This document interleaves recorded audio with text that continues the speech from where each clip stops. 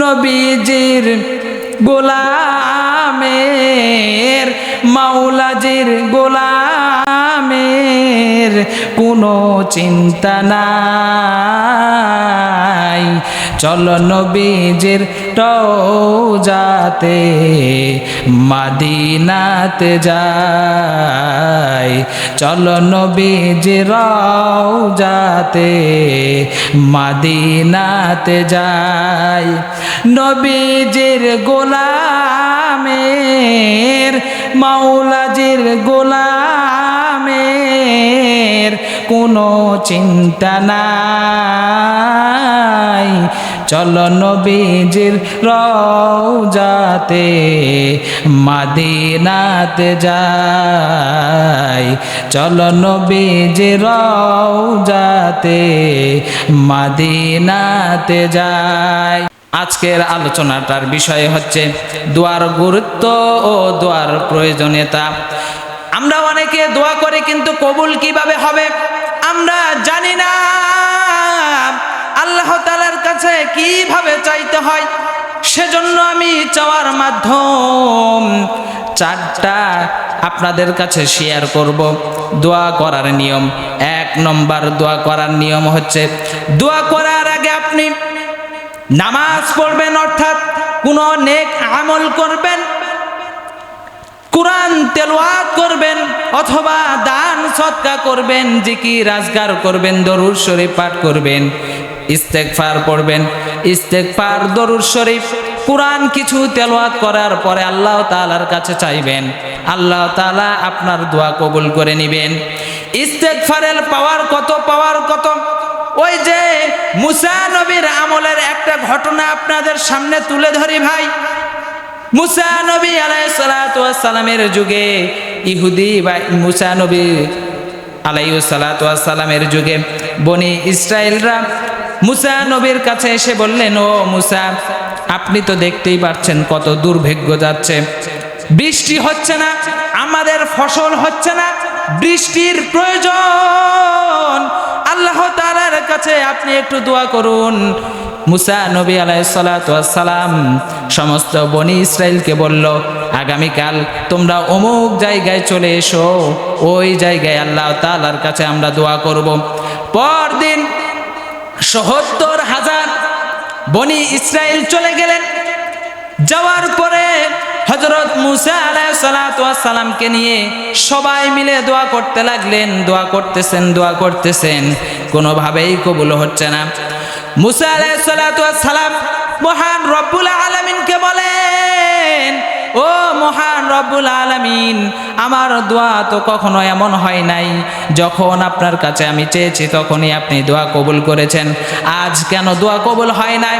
মহান রব্বুল আলামিন হযরত জিবরাইল আলাইহিস সালাতু ওয়াস সালামের মাধ্যমে জানিয়ে দিলেন, ও মুসা, এই ৭০,০০০ বনি ইসরাইলের মধ্যে এমন একটা পাপী আছে, যেই পাপী ৪০ বছর ধরে গুনাহ করতেছে।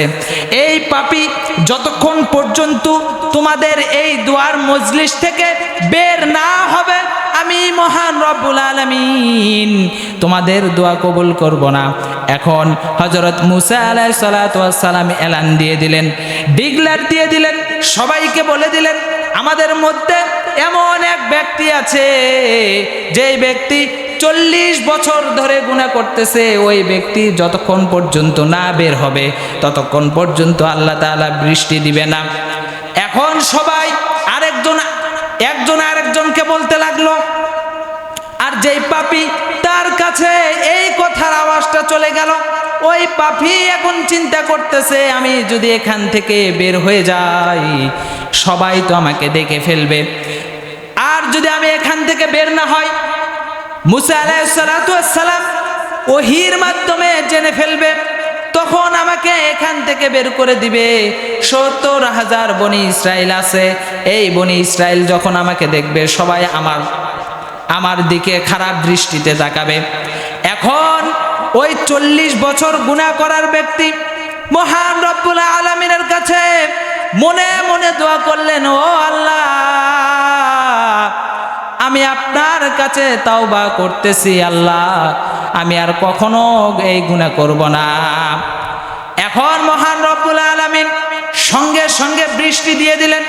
ধূসর হালতে বৃষ্টি হতে লাগলো। হযরত মূসা আলাইহিস সালাতু ওয়াস সালাম আল্লাহ তাআলাকে বললেন, ও আল্লাহ, আপনি তো বলেছেন আমাদের মাঝে একজন পাপী আছে, যতক্ষণ পর্যন্ত এই পাপী না বের হবে ততক্ষণ পর্যন্ত বৃষ্টি হবে না। ও আল্লাহ, আমাদের মাঝে থেকে তো কেউ বের হয় নাই, তারপরও কেন বৃষ্টি হলো? মহান রব্বুল আলামিন হযরত জিবরাইল আলাইহিস সালাতু ওয়াস সালামকে জানিয়ে দিলেন, ও জিবরাইল, যাও যাও যাও, আমার মূসাকে জানিয়ে দাও, আমার বন্ধুকে জানিয়ে দাও, ওই 40 বছর গুনাহওয়ালা ব্যক্তি আমার কাছে এমন ভাবে তাওবা করেছে, আমি মহান রব্বুল আলামিন তাকে মাফ করে দিয়েছি। সুবহানাল্লাহ। এবার হযরত মূসা আলাইহিস সালাতু ওয়াস সালাম মহান রব্বুল আলামিনকে বলেন, ও আল্লাহ, ওই বান্দাকে আমি একটু দেখতে চাই, যেই বান্দা 40 বছর গুনাহ করার পরও মাপ পেয়ে গেল। মহান রব্বুল আলামিন বলেন, ও মূসা, শুনে রাখো, শুনে রাখো, যেই বান্দা 40 বছর গুনাহ করেছে, আমি সমাজের কাছে তাকে কালারিং করে নাই, আমি সমাজের কাছে তাকে লাঞ্ছিত করি নাই, আমি সমাজের কাছে তাকে অপমানিত করি নাই। এই 40 বছর গুনাহ করার পরও মহান রব্বুল আলামিন আমি তার গুনাহটা হাইড করে রেখেছি। আজকে যখন তাওবা পড়েছে তখন কিভাবে মূসা তোমাকে জানিয়ে দেই? আমি তো মহান রব্বুল আলামিন, আমি 40 বছরের গুনাহ মাফ করে দিই। মহান রব্বুল আলামিন হযরত মূসাকে পর্যন্ত ওই পাপী বান্দার কালারিং হয়ে যাবে সেজন্য তার নাম বলে নাই। আল্লাহ তুমি দয়ার সাগর, আল্লাহ তুমি দয়ার সাগর, রহমানুর রহিম, তোমার দয়ায় পূর্ণ আমার সারা নিশিদিন, তোমার দয়ায় পূর্ণ আমার সারা নিশিদিন। তাহলে আমরা জানলাম,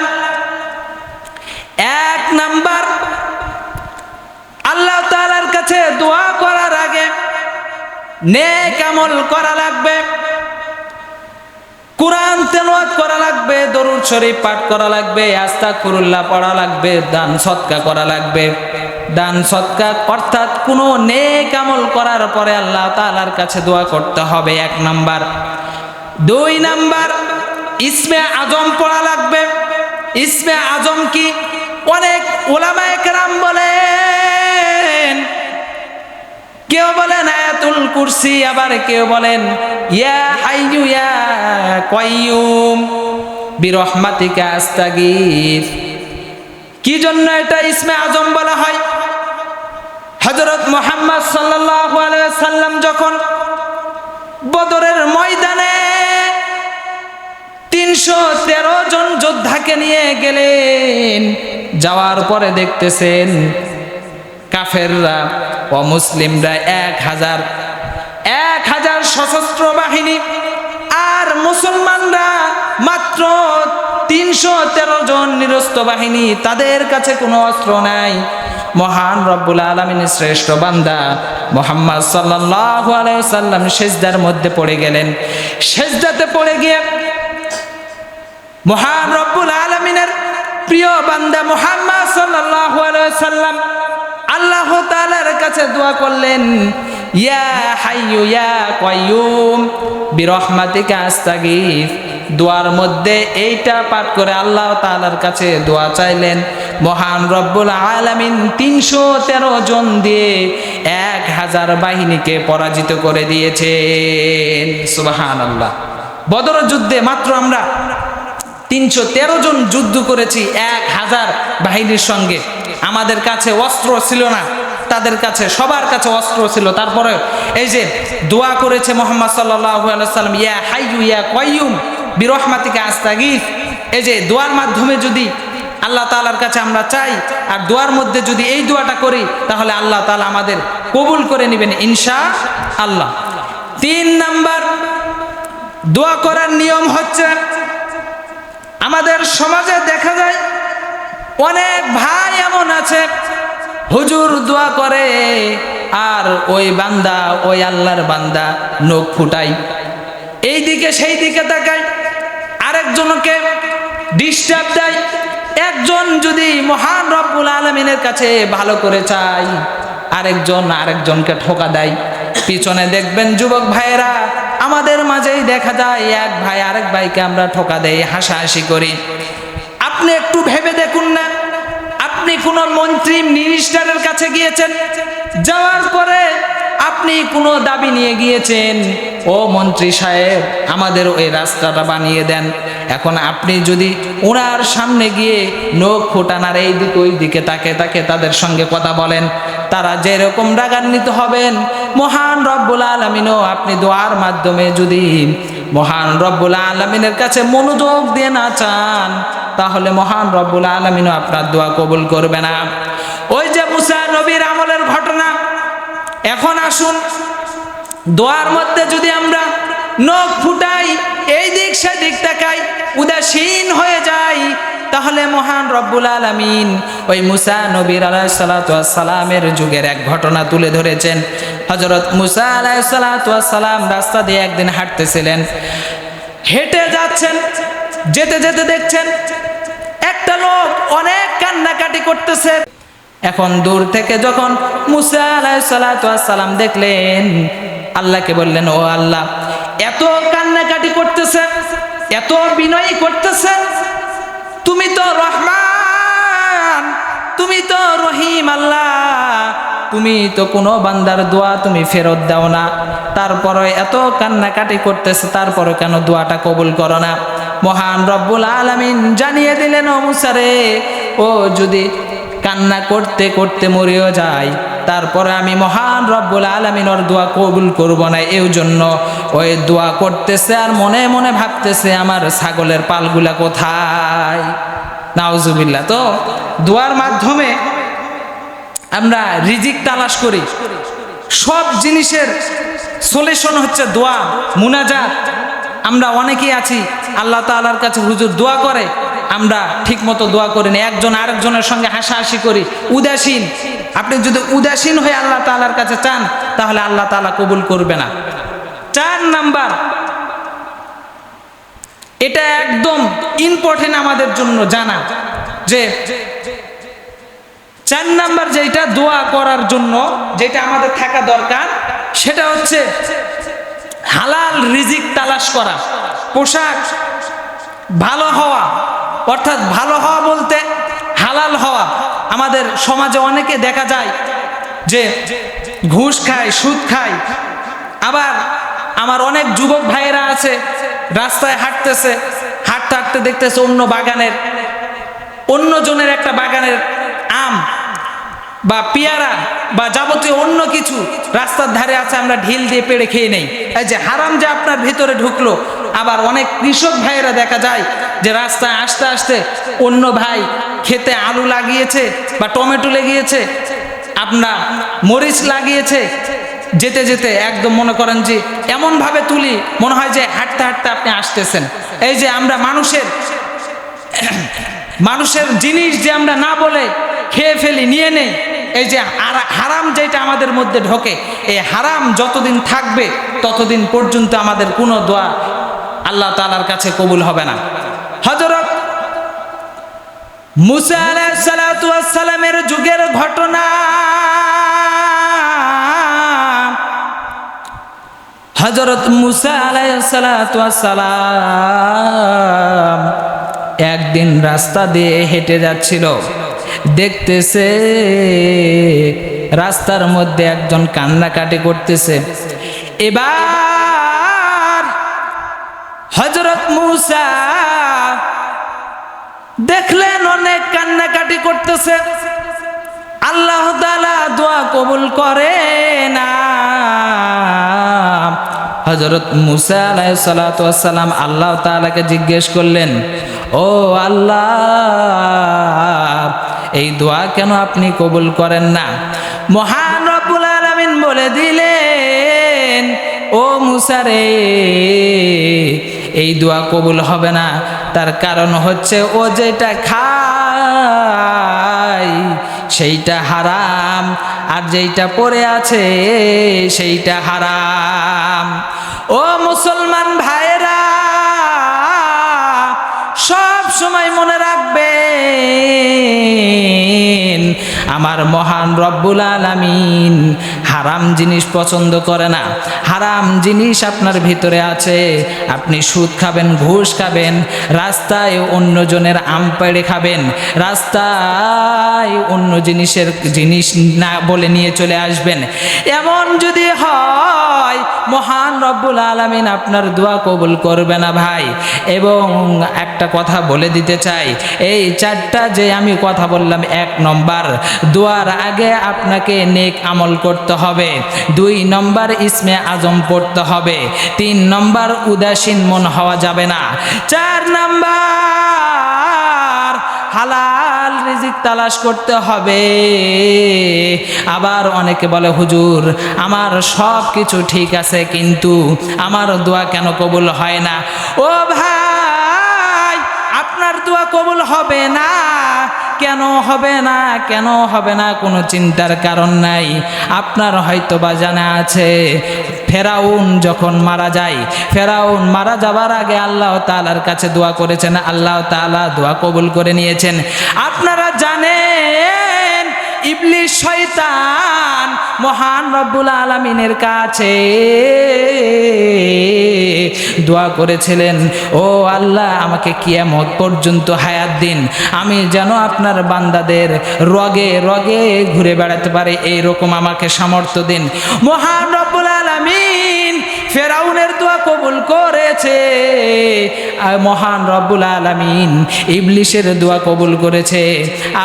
আমি তো মুহাম্মদ সাল্লাল্লাহু আলাইহি ওয়াসাল্লামের শ্রেষ্ঠ উম্মত, নবীজির গোলামের, মাওলাজির গোলামের কোনো চিন্তা নাই।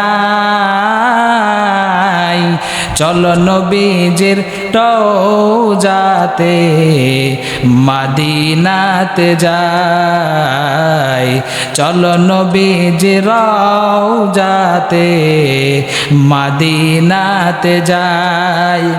নবীজির গোলামের,